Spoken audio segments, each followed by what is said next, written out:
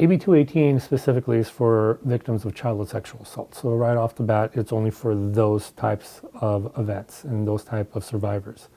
If you are a survivor of childhood sexual assault, no matter when that occurred, we can probably help you.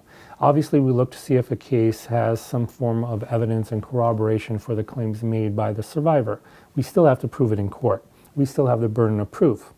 But if we have evidence and we have corroboration, we will be able to go back in time as far back as we need to be able to finally get justice for that survivor of childhood sexual assault.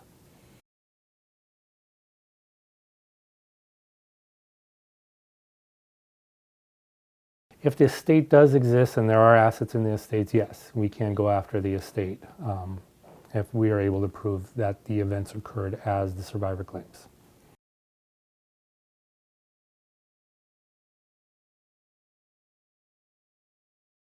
There's a lot of different ways we can prove it. Obviously, you look for some form of corroboration. That can mean many different things. In many of our cases, people have been prosecuted in the past, but there was no civil action filed. And there are admissions in the police reports, for example, by the perpetrator. There are other witnesses where a survivor might have told a best friend back when they were 12, 13, 14 years old. If that person is still alive, they will help corroborate that this event did occur all the way back then.